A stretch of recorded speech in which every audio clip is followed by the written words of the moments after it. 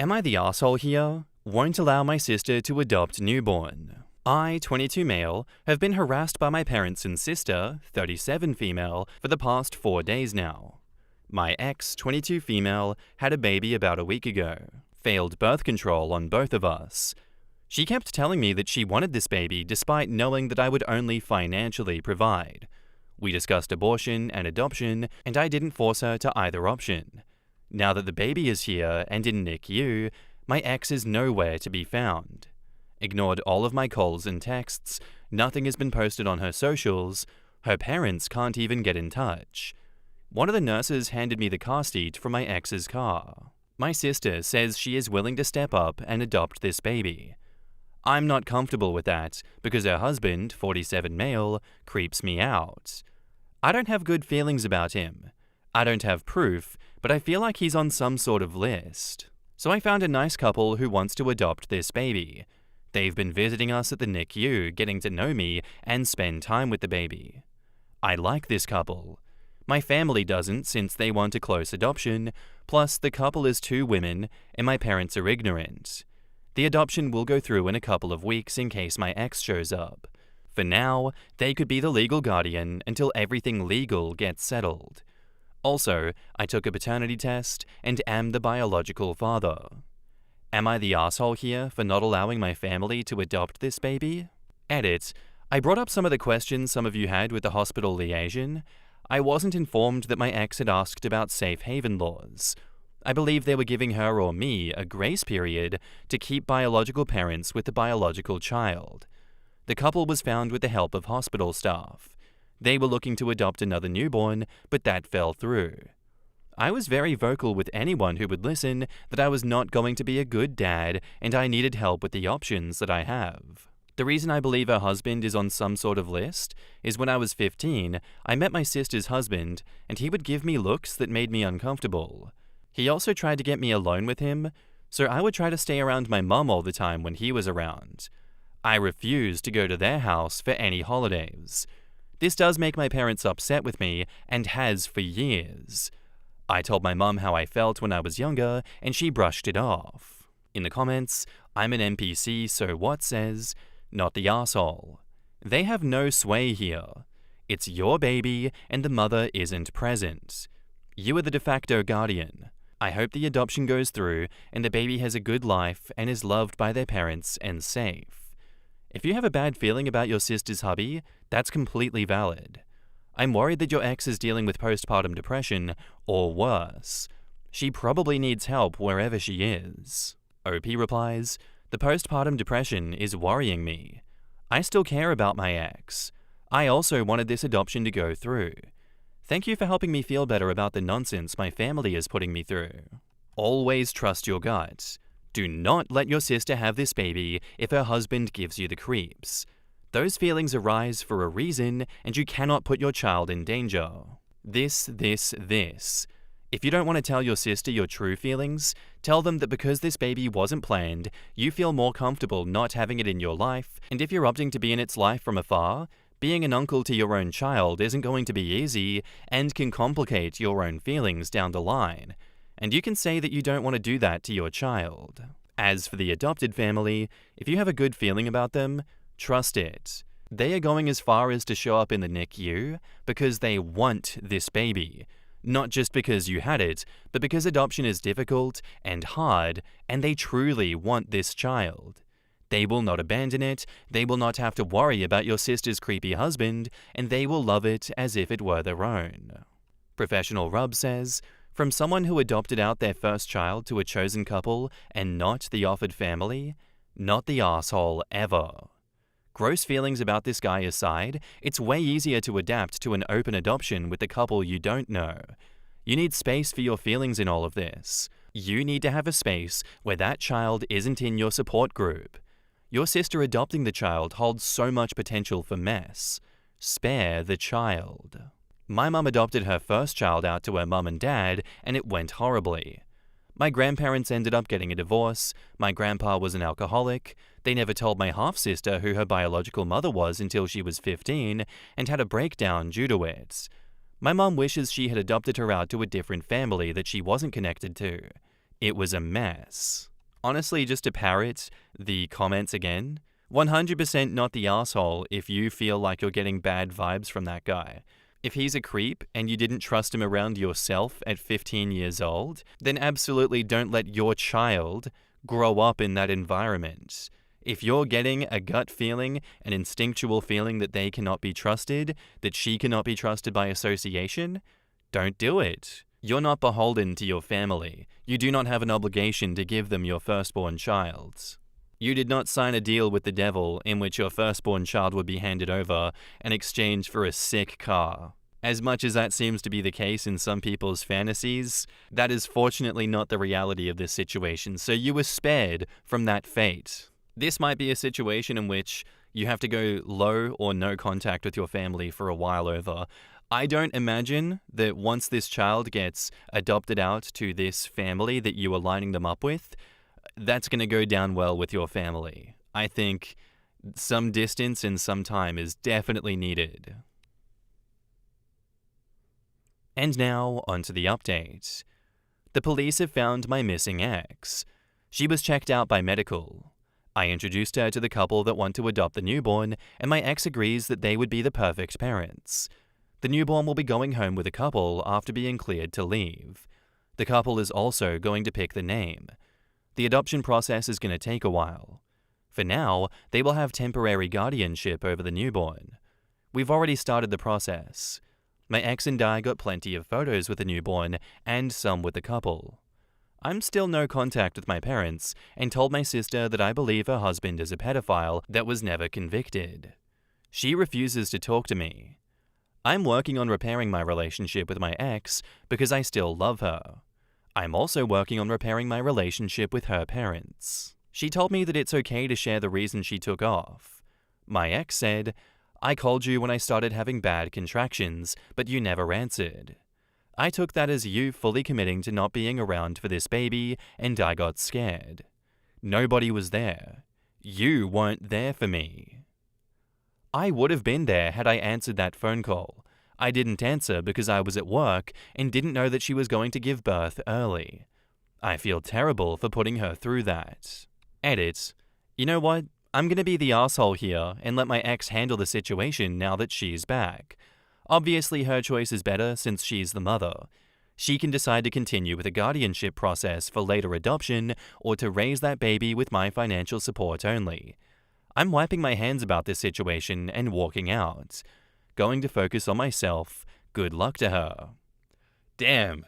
Sounds like a lot happened between that post and that edit. I wonder what that fight looked like. Obviously, Opie is not going to tell us what happened, but Jesus Christ, what a tone switch. I think a lot of these comments that I'm about to read are after the original post and before the edit, so take them with a grain of salt. In the comments, California Jade says, "Please start getting therapy. Individual first and then couples therapy. You would both benefit so much from learning how to communicate with each other. I know pregnancy hormones can really mess with one's mind. I really wish all the best for the both of you." OP replies, "Therapy is a great idea. I'll talk to my ex about it. I know she would benefit from seeing a professional after that kind of trauma. I need someone from this stressful event." Professor X 2022 says, "Both of you require therapy, not just her." OP says, "I'm seeing what my insurance can cover. I know I need to see a professional when, and I hate admitting this, I started crying in my car in the hospital parking lot. I really don't know why I was crying. I don't understand what upset me so much.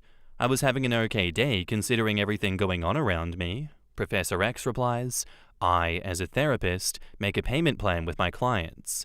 If they can't pay now, they can pay afterwards at a certain date. Don't you have that system there?" OP replies, "That's a good idea. I'll call around tomorrow and ask if they can offer anything like that. Thank you." Redhead says, "I'm so glad you found her. Out of curiosity, did the couple seem open to the idea of open adoption? Sorry to harp on that. I just see firsthand the benefits of open adoption on our family.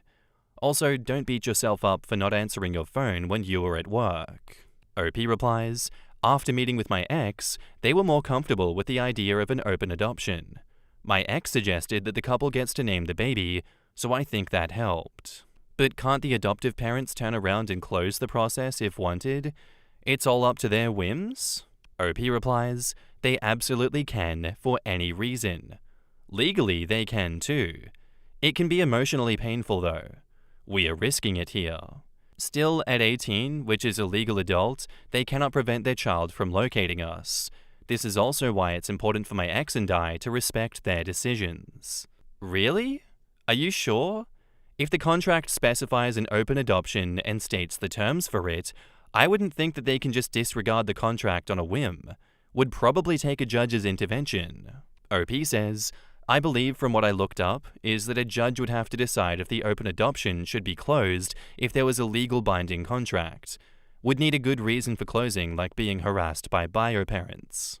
And yeah, I couldn't find too much information as to what happened between the post and the edit, but it doesn't sound like many good things happened at all. If he's saying, you know what, I don't want anything to do with this anymore. Good luck to her. I'm done with her. I'm done with the baby. I'm done with the adoption. She can choose what she wants to do. I really think therapy is in order, and mediation of some sorts is in order for them as well to figure out a solution to their problem. Honestly, I really do hope OP comes back and tells us what happened and if he has a solution to it, because that is a crazy switch up. Thank you for the story, OP, and good luck. Our next post is by user AgitatedRub4065, and it's titled, Am I the asshole here for telling my mum that if she gets back with my dad, she is no longer going to be able to contact my kids? My dad is a textbook narcissist. I've spent the last 15 years looking into the psychology of myself and my family. My quote-unquote dad tortured me as a kid. My parents divorced when I was 2. I refused to be alone with him not long after that. I was terrified of him. He played mental games all my life. I had horrible anxiety and I couldn't leave my mum's side other than for school. I knew she was at home working, so it eased my anxiety. He would call me when they were out and tell me that my mum had died. He did this multiple times, to the point that I would be bawling on the phone. He would then pretend he was a cop or a doctor telling me she died when I no longer believed him or would argue back. I had emetophobia, and he'd use that to hurt me too. He would throw money at me whenever I got upset at something he did or said. He told me that I was going to be a whore and be pregnant by 18, despite my being a virgin and wanting to continue being one. He gave my first boyfriend permission to have sex with me, despite my saying no. Thankfully, the boyfriend stopped when I didn't budge on my decision and didn't force it on me. These are just some of the things that he did to me. There's worse. He used my mum as a way to hurt me for years, throwing her away whenever he got a new toy and then dragging her back in with manipulation when his new toy had had enough of his shit. I cut him out of my life entirely a few years ago, which caused no communication with my mum for 3 to 4 months, during which time I found my now ex-husband cheating for 3 years. Lost my father-in-law, moved to a new state where I knew no one. Eventually, she stood up to him and came to visit me and the kids and apologized for being his go-between and trying to force me and the kids to have a relationship with him. She's lived with me for almost 2 years now after their latest divorce. She's helping me with my kids, and we split the expenses about 2/3 me, 1/3 her. He's started dragging her back in again with promising vacations and luxury, and when that doesn't work, guilt-tripping her. When I saw this, I warned her that if she got back together with him, then that was it for our relationship, because I cannot and will not let my kids see that toxic dynamic over and over and over again the way I did as a kid. I'm breaking the cycle. So am I the asshole here for putting that boundary in place? In the comments, Scientist Annie says, not the asshole. You're doing what you have to do to protect your peace, even if it comes at the cost of your kids not having a relationship with your parents. OP replies, thanks. It's shitty, and my mum seems to think that I'm putting her in the middle of the two of us, but I just can't take it anymore. It feels a little better to know that I'm not the asshole in this, because it sure feels like I am. She's been my one person my whole life, and it hurts like hell.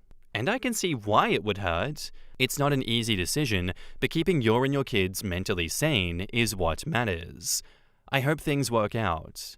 And OP says, thank you. I really hope so too. Evil Sloth of Doom says, not the asshole. You're protecting your kids from that monster. She's going back knowing what he did to you and what he could do to your kids. I'm sorry, but your mum is trash and doesn't deserve you. She's going back to the person who went out of their way to hurt you for his amusement. Why? Because he can give her shiny shit? No fucking way is that worth you or your kids. Not the asshole, but think long and hard before trusting her unsupervised with your kids. She might start grooming them to accept him and start spinning the story of how you grew up. Grandparents like that are dangerous even if they mean well in their delusion. She might even try bringing him around when you're not there. Yeah, I think it's too dangerous to trust someone like that is so destroyed by an abusive cycle that they refuse to ever change anything, and they resent you for having a problem with them continuing the cycle that messed you up, that you have been very vocal about the fact that it messed you up. As sad as it is, OP, you can never trust her, and I don't think you can trust her around your kids ever. I think the only time she should have access to your kids, if you want that, is supervised visitation with you there 24/7. If that's something that she can't respect and is going to continually push boundaries on, guilt trip you and make you feel bad that, oh, you don't trust me with my grandkids, this, that, and the other, you might have to make that terrible decision of going extreme low contact to no contact with her. It's not worth the chance of your father being reintroduced to your life and repeating the cycle of abuse with your children as well. You're not the asshole for setting and maintaining extremely reasonable boundaries with this woman. And now, onto the updates. I don't know how to update on the actual post, but I need to know if I'm crazy and just need to let it go, because that's what everyone in my family has been telling me. I am beyond hurt. For my entire life, I've been told to be the bigger person, forgive and forget, just go along with it, don't be difficult. My family has a cabin that has been ours for generations. He has no connection to it besides my mum. He never went when I was growing up. It was never in my mum's name, so he never had any tie to it even when they were married. A few years ago, she started letting him go up there with his son. His son's about 13 years younger than me, so early teen. He uses his son against her and to keep her entangled in his life. I begged her not to let him go up there, not to let him near my one safe place, the one place that I didn't have his torture memories there. But she let him anyway, and he's been going every summer since, usually for a month or so. My cousins hate him and will not go if he is there. My brother, cousins, and I are set to inherit it from our grandpa, mum's dad, when he passes away, which we hope isn't for another 20 years. My uncle doesn't like him, but won't let him stop said uncle from enjoying the cabin. He decided that he's going to be there all summer. So that means that I either get to be around the man who abused me my entire life, or I don't get to go on the trip that I had planned for this summer. I was supposed to be there a week before my birthday, kids joined me for the week of my birthday, and then we come home. My kids were excited to go. I'm so angry and hurt that my family doesn't seem to care about how much he hurt me. Every time I bring it up and make a point, I get met with, "It wasn't that bad. The past is the past. What are we supposed to do about it?" In the comments, Purplethorn says, "Get a restraining order? You might be able to get the police to kick him out if he tries going there when you are. Also, if you made plans first, tell him too bad, so sad. You booked cabin time first, so he'll have to figure something else out." OP replies, "My grandpa is the one who approved him being there, and it doesn't matter. My grandpa doesn't even like him." Opposite Jeweler replies, "Have you talked with grandpa about this? Is he aware of this situation? Could he have squatters' rights at the end of summer and refuse to leave? I'm sorry they are still abusing you, not the asshole at all." And now onto the second update. Well, I officially can't trust my mum. My mum planned for us to drive up to our family cabin next week. She knew I originally cancelled because my father, quote-unquote, was gonna be there. so I thought she understood that I would not go there if he was there. She planned for us to leave and drive Monday/Tuesday and be there for the week and then drive back on the 30th or 31st. My boyfriend is in town and was excited to go to my one favorite place with me. It's the one place I feel safe. My ex-husband was abusive. I'm stuck in a state 20 plus hours away from my home with him and have 3 people I can truly call friends. My ex was never there with me. He doesn't know where it is and he can't get there. My boyfriend took my mum and I out to dinner, and on the way, I found out my father was still going to be at the cabin. She wasn't planning on telling me. She was going to have me drive myself, her, my boyfriend, and my 2 kids 20 hours to the cabin and just not tell me that he was going to be there still. I feel completely betrayed. I know exactly what would have happened when I got pissed that he was there. I would be told to not make a big deal, to get over it, to be the bigger person, the same shit I was told every time I tried to stand up for myself when he abused me growing up. In the comments, Livid Ideal says, give her notice to move out and go no contact with her. Do not give her any more chances unless she's been in therapy for 6+ months. OP replies, I know I need to. My friend said that she'd help me start selling stuff so I can move into a smaller place. If I go no contact with her, then I have to do the same with my whole family. I'll have exactly 3 people in the state that I'm in and 3 in my home state. It's terrifying. My job pays shit, I have no degrees, I have more than 1 disability, but make too much for any help. I don't know what I'm gonna do. Livid Ideal replies, your mental health and your children are the most important thing. Blood doesn't mean shit for family. You can make your own family with friends that are actually good people. OP replies, I try to make friends, but I've never really learned how to. My current 3 friends, 1 is from work, 1 met on a dating site, and we decided friendship was the road to take, and 1 is my son's best friend's mum, and we clicked. The last 2 friends I had here showed their true colors after I reported my ex for the SA, and I was absolutely crushed by it. Glassgirl replies, I'd rather have 3 friends I could trust over a whole family that didn't give a shit about my feelings. You need to put yourself and your kids first. And I agree with that. I do understand where OP is coming from. She doesn't want to lose her supposed safety net. But if that entire family is going to keep telling her to just get over it and that she's overreacting and needs to be the bigger person, that's not a safety net. That's not a support net. None of those people care about you. Yes, it's difficult to drop everything and try to find safety and try to find stability in the world as it is now, but it's going to be harder if you keep that entire family around and you keep them enabling the abuse and perpetuating the abuse that you suffered and now doing it to your child. It's unfair on you and it's unfair on your child to keep yourself in that environment. I know it's easier said than done, but I do hope that OP makes the correct decision in going no contact with everyone, including her mum, kicking her mum out of that house, and finding her own stability in life. Good luck, OP, and thank you for the updates. Anyway, guys, that's where I'm going to end today's episode. I do hope you enjoyed. If you did, let me know what you thought of it in the comments down below, and I'll see you in the next one. Bye.